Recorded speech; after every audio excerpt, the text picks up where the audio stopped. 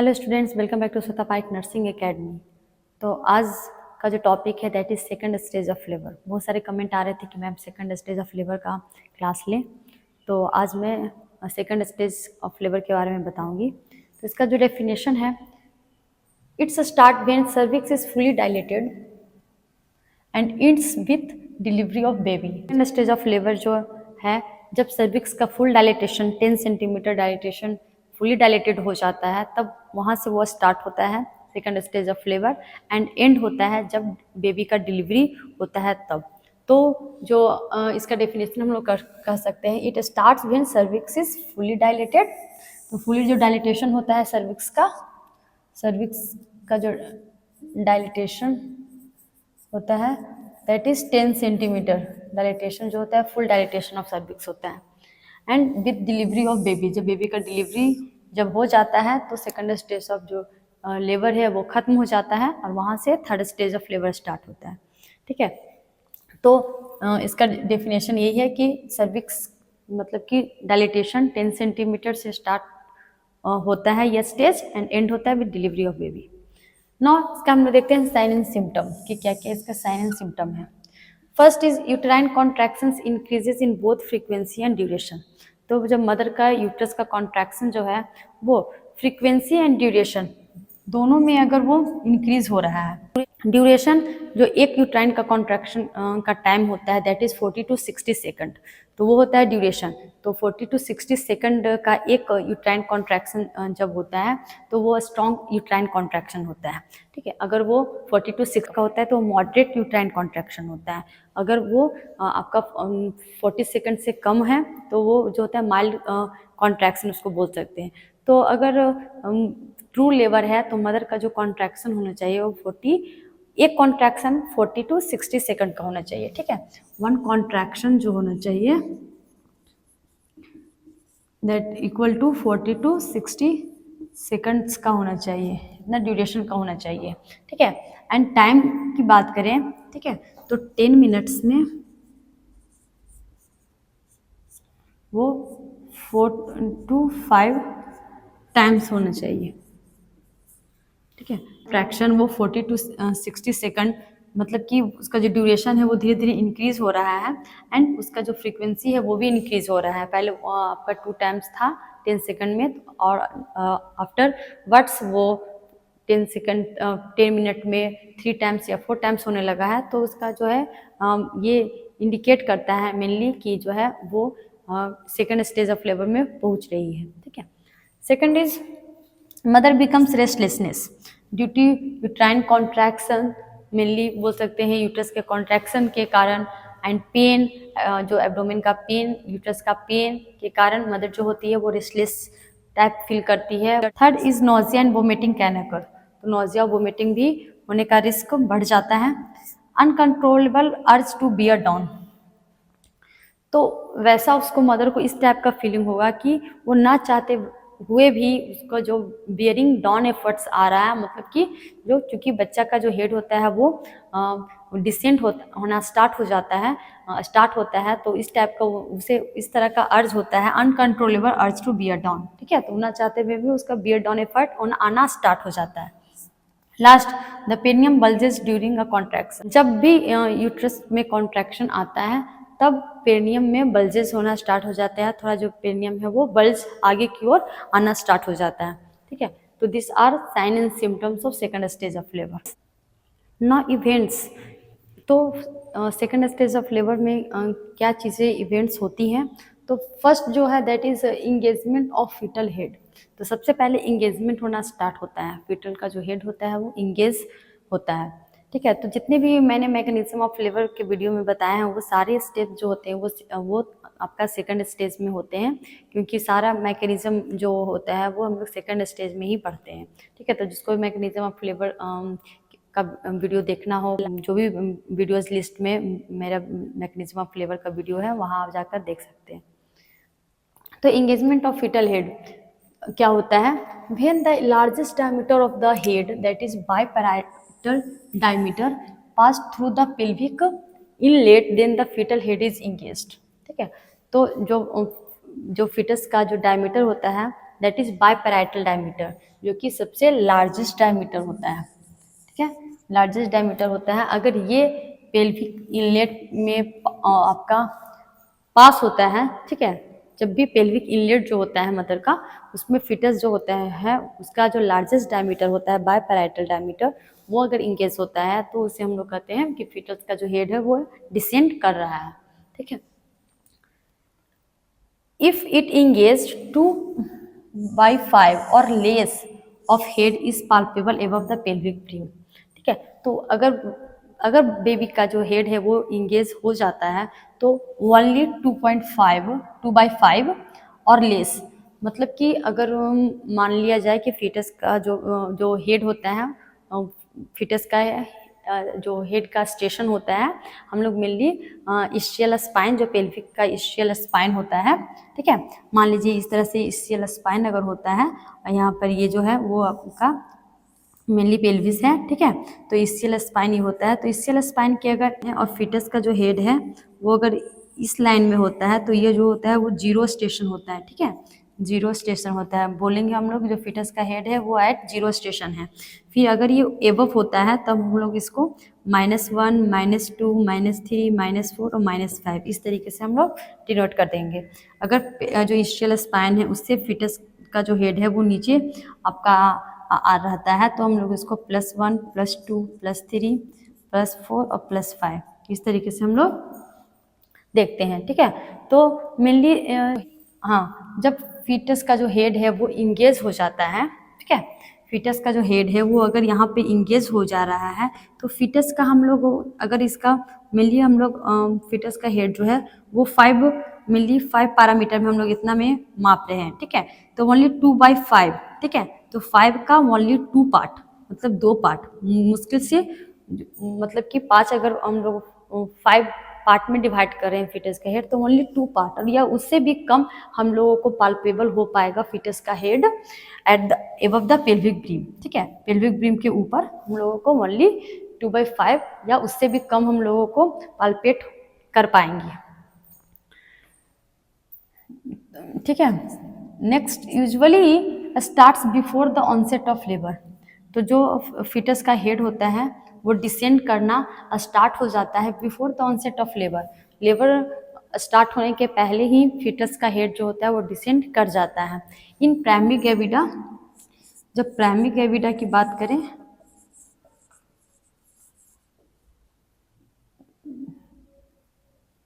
तो ये 34 to 38 weeks में ही जो है फीटस का हेड जो होता है वो डिसेंड करना स्टार्ट हो जाता है, ठीक है, 34 to 38 वीक्स तक डिसेंट होता है, ठीक है। मल्टी ग्रेविडा की बात करें तो बेबी का हेड में not be engage until labour start, ठीक है, तो बेबी का जो हेड होता है वो तब तक इंगेज नहीं होता है जब तक कि लेबर स्टार्ट नहीं होता है, ठीक है। तो ये था कि कब वो स्टार्ट होता है और ये आपका कब डिसेंट होता है, ठीक है, प्राइमरी ग्रेविडा में कब होता है, मल्टी ग्रेविडा में कब होता है।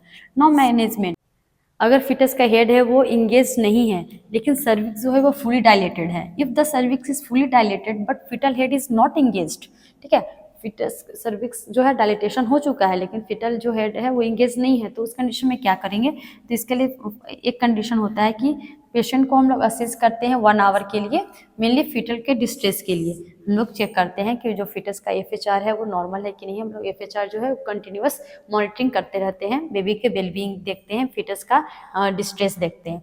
Second is after 1 hour examine for CPD, अगर 1 घंटे के बाद में फिर से वो है जो यूट्रस का कॉन्ट्रैक्शन हो रहा है लेकिन उसका सर्विक्स डायलिटेशन भी हो रहा है लेकिन उसका जो हेड इंगेज नहीं हो रहा है, तो उस कंडीशन में हम लोग 1 घंटे के बाद में फिर से हम लोग CPD के लिए चेक करते हैं कि सेफेलोपेल्विक डिस्प्रोपोर्शन का केस तो नहीं है। CPD मीन्स होता है सेफेलोपेल्विक डिस्प्रोपोर्शन, ठीक है। तो मेनली इस केस में सिफेलोपेल्विक डिस्प्रोपोर्शन में होता है कि जो फीटस का हेड होता है वो पेल्विक, जो मदर का पेल्विक होता है उसमें वो फिट नहीं हो पाता है, उसमें वो आ नहीं पाता है। तो इसका कारण हो सकता है या तो फीटस का जो हेड होता है वो बड़ा हो, उसका जो हेड हो माइक्रोसोमिया का केस हो, या हो सकता है जो मदर का जो पेल्विस है वो एडिक्वेट नहीं हो। मेनली गायनिकॉइड टाइप जो पेल्विस होता है वो मेनली नॉर्मल डिलीवरी के लिए होता है। ठीक है। अगर मदर का प्लेटिप्लोइड टाइप का हो, प्लेटिप्लॉइड टाइप ऑफ जो पेल्विस होता है वो उसमें क्या होता है, जो पेल्विस होता है वो ओवल शेप का होता है। ओवल शेप के होने के कारण जो होता है वो आपका ये डिस्टेंस बहुत कम होता है। ठीक है। और ये डिस्टेंस ज़्यादा होता है तो बेबी का हेड जो होता है वो जो होता है जो हेड होता है वो नीचे की ओर नहीं आ पाता है, नॉर्मल डिलीवरी में ऑब्स्ट्रक्शन होता है। तो ये भी सीपीडी का टाइप में भी आ जाता है।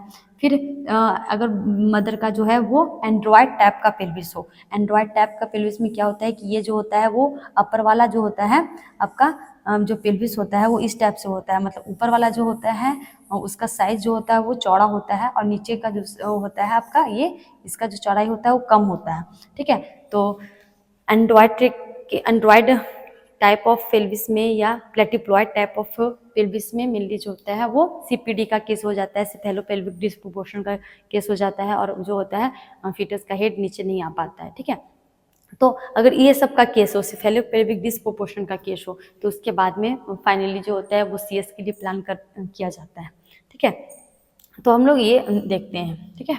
नाउ पोजीशन, हम लोग पोजीशन की बात करें कि सेकंड स्टेज ऑफ लेबर में मदर को क्या पोजीशन दिया जाता है। तो फर्स्ट इज लिथोटमी पोजीशन, जो कि नॉर्मल होता है, हम लोग जानते हैं कि लिथोटमी पोजीशन दिया जाता है। डॉर्सल पोजीशन भी प्रोवाइड किया जाता है, सेमी फॉलोअर्स पोजीशन प्रोवाइड किया जाता है, and the upright position mainly vertical और स्क्वाटिंग पोजीशन। ठीक है।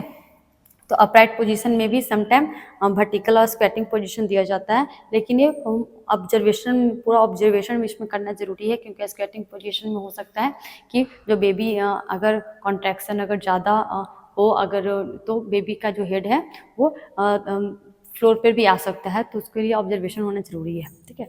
तो ये जो है मेनली पोजीशन ये मेनली प्रोवाइड किया जाता है at time of second stage of labour. Management of second stage of labour, तो मैनेजमेंट की जब हम लोग बात करते हैं तो बहुत सारे कंडीशन आते हैं सेकंड स्टेज ऑफ लेबर में।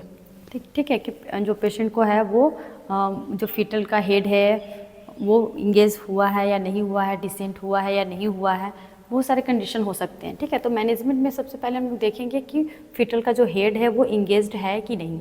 अगर फीटस का जो हेड है वो इंगेज्ड है मदर में, तो पेशेंट को हम लोग बियर डाउन एफर्ट्स के लिए बोलेंगे। तो मेनली पेशेंट को है, मदर को है, वो बताना है कि बियर डाउन एफर्ट्स डालना बहुत ही ज़्यादा इफेक्टिव होगा फॉर नॉर्मल वेजाइनल डिलीवरी। जब भी यूट्राइन का कॉन्ट्रैक्शन आता है आपको, तब आप नीचे की ओर पुश करें, जिस तरह से आप स्टूल पास करती हैं और रेक्टम पे प्रेशर देती हैं, ठीक उसी तरह आपको प्रेशर डालना है जब आपका यूट्रस में कॉन्ट्रैक्शन आता है उस समय। एंड बीच में जब आपको सांस लेने की ज़रूरत लगती है तब आप एक गहरी लंबी सांस को बाहर करें और फिर से एक लंबी गहरी सांस लें, और उस समय यूट्राइन के कॉन्ट्रैक्शन के समय ही आप बियरिंग डाउन एफर्ट्स डालें। तो ये पेशेंट को हम लोगों को एजुकेट करके बताना है। FHR between contractions. ठीक है। तो अगर कॉन्ट्रैक्शन आ रहा है तो उसी समय हम लोग बेबी का हम लोग FHR देखते हैं। ठीक है। फीटल हार्ट रेट हम लोग देखते हैं, दैट इज़ नॉर्मल जो फीटल हार्ट रेट होता है बेबी के लिए वो होता है 120 से 160 बीट्स पर मिनट। एंड ड्यूरिंग कॉन्ट्रैक्शन क्या होता है, क्योंकि कॉन्ट्रैक्शन के समय बेबी जो होता है उसका जो हार्ट रेट होता है वो थोड़ा कंप्रोमाइज़ हो जाता है। तो यहाँ पर एक बेसलाइन डेटा हम लोगों को मिलता है कि हर कॉन्ट्रैक्शन में है जो कि उसका कितना ज़्यादा जो है वो कम हो रहा है। ठीक है। हार्ट रेट थोड़ा कम हो जाता है, तो यहाँ पर बेसलाइन डेटा एक हम लोगों को मिल जाता है ऑफ FHR। ठीक है। FHR का बेसलाइन डेटा मिल जाता है, मीन्स कि कुछ समय बाद जब जैसे ही कॉन्ट्रैक्शन ख़त्म होता है तो फिर से नॉर्मल वो FHR जो है बेबी वो गेन कर लेते हैं। मान लीजिए कि बेसलाइन डेटा है जो बेबी के लिए 110 बीट्स पर मिनट अगर आ जा रहा है। ठीक है। तो समटाइम क्या होता है कि जो बेसलाइन डेटा जो है, ठीक है, वो अगर यूट्रस का कॉन्ट्रैक्शन जो है वो अगर कॉन्ट्रैक्शन होने के बाद में 30 सेकंड तक हम लोग वेट करते हैं कि जो है बेबी का बेसलाइन डेटा जो है वो रिटर्न हो जाए, ठीक है, मतलब कि फिर से वो 110 बीट्स पर मिनट तक आ जाए, ठीक है। अगर 30 सेकंड से धीरे धीरे वो और डिले होता जाता है, मतलब कि 30 सेकंड तक भी वो बेसलाइन डेटा को अचीव नहीं कर पाता है, FHR नहीं कर पाता है बेबी, तो इसका मीन्स होता है कि बच्चा जो है वो फीटल डिस्ट्रेस में जा रहा है, ठीक है। तो हम लोगों को इसलिए FHR हम लोगों को ऑब्जर्व करना बहुत ही ज़्यादा ज़रूरी हो जाता है, फीटल डिस्ट्रेस को देखना ज़रूरी हो जाता है। अगर बेबी जो है फीटल डिस्ट्रेस में जा रहा है, FHR कम होते जा रहा है, तो अदर स्टेप लिया जा सकता है, सिजेरियन सेक्शन के लिए प्लान किया जा सकता है। ऑब्जर्व नेक्स्ट जो है observe frequency and duration of contraction, ठीक है। तो हम लोग को कॉन्ट्रैक्शन को भी देखना है कि वो भी एडिक्वेट है या नहीं है, उसका जो है वो जैसा मैंने बताया था कि उसका जो फ्रीक्वेंसी और जो आपका ड्यूरेशन है, फ्रीक्वेंसी जो है वो आपका 10 मिनट्स में कम से कम 4 to 5 टाइम्स होना चाहिए, ड्यूरेशन जो है 40 to 50 सेकंड्स तक का होना चाहिए एक कॉन्ट्रैक्शन, तो वो अचीव कर रही है कि नहीं mother. Last look for vaginal bleeding, जो विजाइनल ब्लीडिंग है वो ज़्यादा सीवियर तो नहीं है या किस तरह का ब्लीडिंग तो नहीं हो रही है मदर को। Record the progress of labour, and lastly ये सब चीज़ें जब होती है तो हम लोग उसे रिकॉर्ड करते हैं इन पार्टोग्राफ में। तो पार्टोग्राफ में हम लोग रिकॉर्ड करेंगे, अगर ये सारी चीज़ें हो रही हैं तो वो प्रोग्रेस ऑफ लेबर हो रही है मदर का, और वो विजाइनल डिलीवरी हो सकती है। नाउ हम लोग देखते हैं एक जो आपका पारा था, that is head is engaged, head engaged है तो वो जो है वो हम लोग प्रोग्रेस ऑफ लेबर की ओर वो बढ़ रहा है। नेक्स्ट जो है नो प्रोग्रेस इन लेबर, अगर पेशेंट में हम लोग देखते हैं कि प्रोग्रेस ऑफ लेबर का चांसेस जो है वो नहीं है, मतलब कि जो है प्रोग्रेस जो नहीं हो रहा है, मेनली लेबर का प्रोग्रेस नहीं हो रहा है, तो इफ़ पेशेंट हैज़ 2 कॉन्ट्रैक्शन पर मिनट फॉर 40 सेकंड्स, ठीक है। तो अगर मदर का जो कॉन्ट्रैक्शन है वो 2 कॉन्ट्रैक्शन ही है, यूट्रस का कॉन्ट्रैक्शन पर 10 मिनट, ठीक है। तो 10 मिनट मैंने बताया था कि पर 10 मिनट में कितना होना चाहिए, कम से कम 4 to 5 कॉन्ट्रैक्शन होना चाहिए, कॉन्ट्रैक्शन पर 10 मिनट होना चाहिए। और अगर ये कॉन्ट्रैक्शन जो है ओनली 2 कॉन्ट्रैक्शन है, वो भी 40 सेकंड्स के लिए है, ठीक है। तो हम लोग क्या करते हैं उस कंडीशन में, after 4 attempts of beer down efforts assess for possible assisted delivery, ठीक है। तो हम लोग 4 अटेम्प्ट मदर को लेने के लिए बोलेंगे, 4 अटेम्प्ट तक वेट करेंगे, बियर डाउन एफर्ट्स डालने के लिए बोलेंगे। अगर 4 अटेम्प्ट लेने के बावजूद अगर वो नहीं ले पा रही है, उनका जो है वेजाइनल डिलीवरी पॉसिबल नहीं हो पा रहा है, तो हम लोग पॉसिबल असिस्टेड वेजाइनल डिलीवरी कराने की कोशिश करेंगे। मेनली फॉरसेप्स के हेल्प से हम लोग वेजाइनल डिलीवरी करवाने की कोशिश करेंगे। इन प्राइमरी ग्रेविडा हो सकता है एक और केस हो, ठीक है, ये भी केस इंपॉर्टेंट है, ये हमेशा जो है होता ही है, पेशेंट अगर प्राइमरी ग्रेविडा में आती हैं, अगर नो केस ऑफ CPD है, ठीक है, मीन्स कोई भी ऐसा अल्ट्रासाउंड में अभी तक कोई भी रिपोर्ट नहीं आया है, सेफेलोपेल्विक डिस्प्रोपोर्शन का केस है, या हैज़ इनएडिक्वेट यूट्राइन कॉन्ट्रैक्शन, या उनके पास जो है यूट्राइन कॉन्ट्रैक्शन वो इनएडिक्वेट है, बहुत ज़्यादा यूट्राइन कॉन्ट्रैक्शन नहीं आ रहा है, ड्यूरेशन कम है, फ्रिक्वेंसी कम है, oxytocin infusion should be started, only 1 unit should be given. तो इस कंडीशन में अगर प्राइमरी ग्रेविडा के केस में हम लोग जानते हैं कि फर्स्ट स्टेज ऑफ लेबर जो होता है टाइम ड्यूरेशन ज़्यादा होता है, सेकंड स्टेज का भी ज़्यादा होता है, ठीक है। तो वो प्राइमरी ग्रेविडा का केस है, लो CPD का केस नहीं है, और यूट्रस का कॉन्ट्रैक्शन है वो भी बहुत जो है वो एडिक्वेट नहीं है, तो उस केस में हम लोग ऑक्सीटोसिन ड्रिप इन्फ्यूज़ करते हैं, 1 यूनिट ही हम लोग इन्फ्यूजन देते हैं। 1 यूनिट देने के बाद में मे भी हो सकता है कि जो है यूट्रस का कॉन्ट्रैक्शन वो एडिक्वेट होने लगे, वो जो है उसका फ्रिक्वेंसी बढ़ने लगे, है ना, ड्यूरेशन भी बढ़ने लगे, और फिर वो नॉर्मल वेजाइनल डिलीवरी के लिए तैयार हो जाए, तो ये भी केस हो सकता है। तो ओनली हम लोग 1 यूनिट ही पहले हम लोग प्रोवाइड करते हैं, उसके बाद में हम लोग देखते हैं। अगर इसके बाद में 1 यूनिट देने के बावजूद अगर जो है यूट्रस का जो कॉन्ट्रैक्शन है, कॉन्ट्रैक्शन में नो इम्प्रूवमेंट हुआ है, किसी भी तरह का कोई इम्प्रूवमेंट नहीं है, सर्वाइकल डायलिटेशन जो है वो भी नहीं, सर्विक्स का डायलिटेशन भी है वो भी नहीं 10 सेंटीमीटर मतलब फुल डायलिटेशन नहीं हो पाया है, सर्विक्स का डायलिटेशन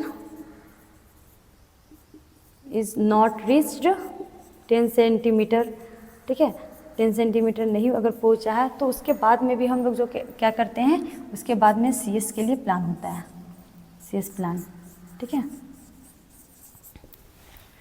तो ये था सेकेंड स्टेज ऑफ लेबर का मैनेजमेंट। तो आज की वीडियो के लिए स्टूडेंट इतना ही। If this video is helpful to a student, अगर आप लोग और भी इस तरह का वीडियो देखना चाहते हैं, स्टडी वाला वीडियो, आप लोगों ने फर्स्ट स्टेज ऑफ लेबर के वीडियो को बहुत ही ज़्यादा सपोर्ट किया है, लाइक किया है, कमेंट किया है, थैंक्स फॉर एवरीवन। एंड अगर आप और भी किसी तरह कोई भी टॉपिक आप चाहते हैं कि मैं इसका क्लास लूँ, तो प्लीज़ कमेंट सेक्शन में जाके कमेंट कर सकते हैं। Thanks for watching.